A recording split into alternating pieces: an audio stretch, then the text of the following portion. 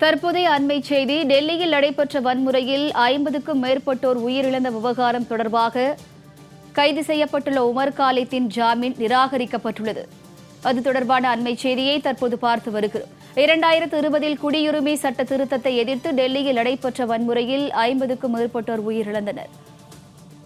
இந்நிலையில் அதில் தொடர்புடைய உமர் காலித் ஜாமீன் நிராகரிக்கப்பட்டுள்ளது. வன்முறைக்கு சதி திட்டம் தீட்டியதாக JNU பல்கலைக்கழக முன்னாள் உமர் காலித் உள்ளிட்ட பலர் ஊப்பா சட்டத்தின் கீழ் கைது செய்யப்பட்டுள்ளனர். இந்நிலையில் உமர் காலித்தின் ஜாமீன் மனு நிராகரிக்கப்பட்டுள்ளது. டெல்லியில் உள்ள சிறையில் உமர் காலித் உள்ளிட்டோர் அடைக்கப்பட்டுள்ள நிலையில் ஜாமீன் கோரி மனு அளித்த நிலையில் சுப்ரீம் கோர்ட் நிராகரித்துள்ளது. அது தொடர்பான அண்மை செய்தியை தற்போது பார்த்து வருகிறோம். இது தொடர்பான கூடுதல் விவரங்களை சிறப்பு செய்தியாளர் யோகேஸ்வரன் வழங்க கேட்கலாம். வணக்கம் யோகேஸ்வரன், கூடுதல் விவரங்கள். புதிய குடியுரிமை திருத்த சட்டத்தை எதிர்த்து 2020 செப்டம்பர் மாதம் டெல்லியில ஒரு பெரிய கலவரங்கள் நடைபெற்றது. இதுல 56க்கும் மேற்பட்டோர் கொல்லப்பட்டார்கள். இது தொடர்பாக பல்வேறு நபர்களை டெல்லி காவல்துறை கைது செய்து விசாரணை நடத்தி வந்தார்கள். இதுல முக்கியமான நபர் JNU பல்கலைக்கழகத்தினுடைய முன்னாள் மாணவர் உமர் காலித். பல்வேறு செய்திகள்ல இதற்கு முன்பு நாம பார்த்திருப்போம். உமர் காலித் அமெரிக்காவினுடைய நியூயார்க் மேயராக பதவியேற்றிருந்தவர் கூட உமர் காலித்துக்கு கடிதங்கள் எல்லாம் சமீபத்தில் எழுதியிருந்தார். அந்த செய்திகள் மூலமாக கூட நாம் இவரை நினைவு கொள்ளலாம். இந்த நிலையில தான் உமர் காலித்திற்கு ஏற்கனவே பல்வேறு கட்டங்களாக நிபந்தனை ஜாமீன் என்பதை அவருடைய சகோதரி திருமணம் உள்ளிட்ட சில முக்கியமான காரணங்களுக்காக டெல்லி நீதிமன்றம், பாட்டியாளர் நீதிமன்றங்கள் வழங்கியிருந்த நிலையில இந்த வழக்குல 4 வருடங்களாக எந்த ஒரு விசாரணையும் நடைபெறாமல் இருக்கிறது. அதே நேரத்துல இந்த வழக்கு தொடர்பாக நான் தடுப்பு காவல்ல 4 வருடங்களுக்கு மேலாக டெல்லியில் கூடிய சிறைகளில் அடைக்கப்பட்டிருக்கேன்.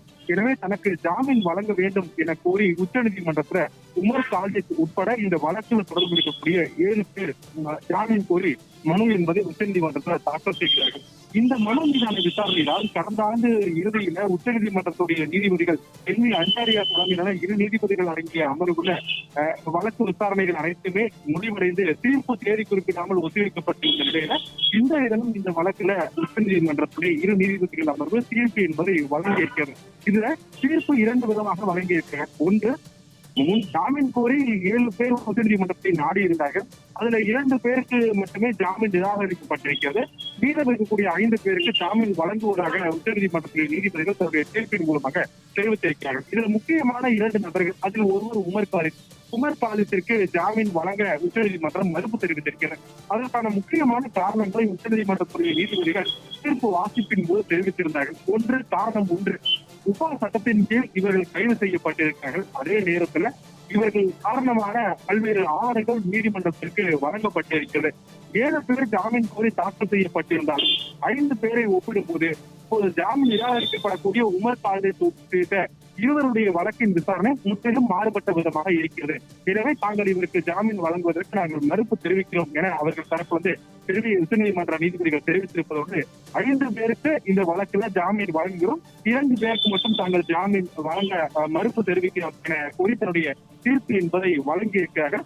மிகவும் எதிர்பார்க்கப்பட்ட தீர்ப்பு. அதற்கான காரணம், இதற்கு முன்பாக பாட்டியாலா நீதிமன்றம், டெல்லி உயர்நீதிமன்றம், விசாரணை நீதிமன்றம், கீழமை நீதிமன்றம் என பல்வேறு நீதிமன்றங்கள்ல உமர் காலித் மற்றும் மற்றவர்கள் ஜாமீன் கோரி பல்வேறு மனுக்களை தாக்கல் செய்திருந்த நிலையில மத்திய அரசுடைய கடுமையான எதிர்ப்பு, டெல்லி காவல்துறையுடைய கடும் எதிர்ப்பு மத்தியில இந்த ஜாமீன் மனுக்கள் எல்லாம் நிராகரிக்கப்பட்டது. இந்த நிலையிலே உச்சநீதிமன்றத்தை 7 பேரும் நாடியிருந்த நிலையில 5 பேருக்கும் தற்போது ஜாமீன் வழங்கியிருக்கிறது.